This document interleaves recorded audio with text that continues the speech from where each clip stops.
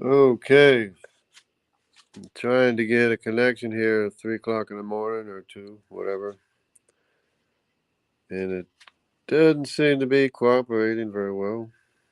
But anyways, I was um, I was listening to YouTube. I was half asleep, or I was listening to some of the videos going by, and it came on. A YouTube video talking about my favorite subject and all the scientists, Sean Carroll, um, Alexander Valenquin, all them people. They all got together and started arguing against the Kalam cosmological argument. And so they're going back and forth with William Lane Craig about the Kalam cosmological argument. So they're playing his clips of his response. So they responded back to his response, and they're going back and forth and everything. And I'm listening to this, my favorite topic, so I had to get on there. It's Skydive Phil, if you want to know. Talking about cosmological argument. They posted it like 3 days ago, and I just saw the video just now. But so I go over there and I post a whole bunch of response, and I encourage you, if you feel so led, if you feel led, go over there and put some responses on there. And we don't agree everything about William Lane Craig, but they're they basically said, William Lane Craig, you're not convincing enough. You don't have a good enough argument, a good enough theory, whatever.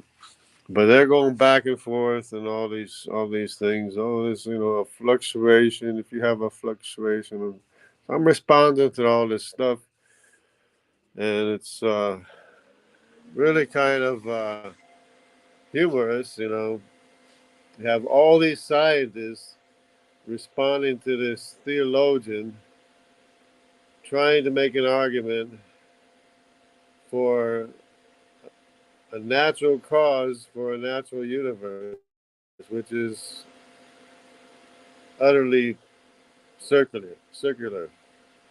You can't have matter making matter or energy making energy, which we know they're both one and the same. Matter and energy are the same thing, but they can't. You can't have an equal.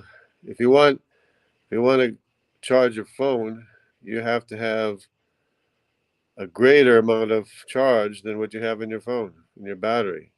You can't charge your phone with an equal or lesser amount of charge. And it's the same thing with anything in the universe. If you want to have energy, you got to take it from a greater amount of energy. So if you have even a little bit of energy, if you have a little tiny bit of energy, hola burrito, hello jungle, how you doing? So so anyways, if you have a little tiny bit of matter, a little itty bitty bit of matter, it requires a greater amount of energy than what it took to make the matter. You can't make matter unless you have a greater amount of energy to bind up the matter so that it becomes a element. And the element, of course, is what has mass. The more mass you have, the more gravity you have. The more gravity you have, the more it dilates time and distance. In other words, that's what makes our limited, quantifiable, measurable amount of time and distance. It's funny hearing people say my name. God bless you. Yeah.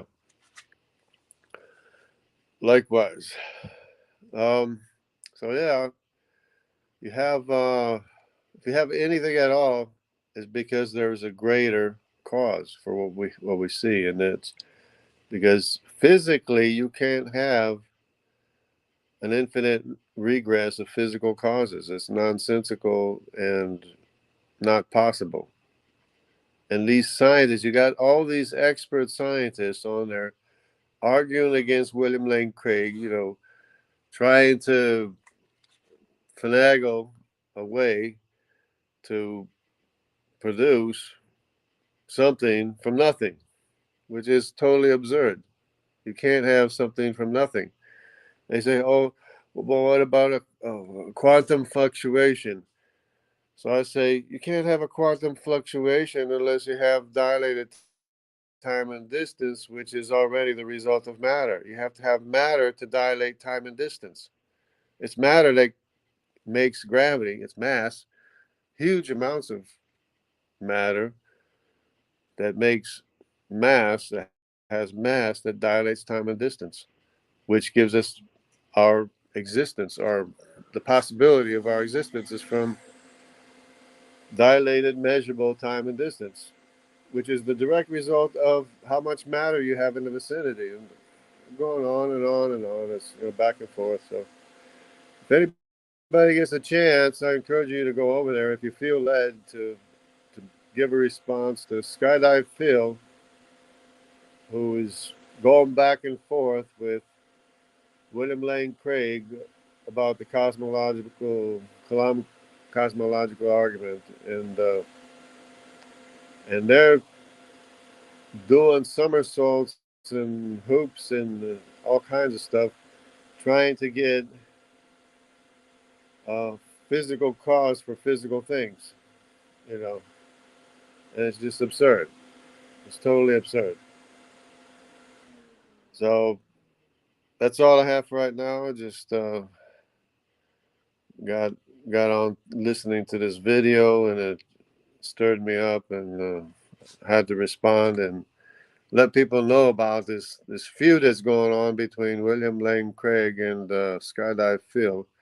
He got Alexander Valenquin on there and Sean Carroll and a whole bunch of other physicists trying to argue with uh, with William Lane Craig, but pretty it's pretty funny. Yeah, yeah. Thanks, Olive Burrito. Thank you.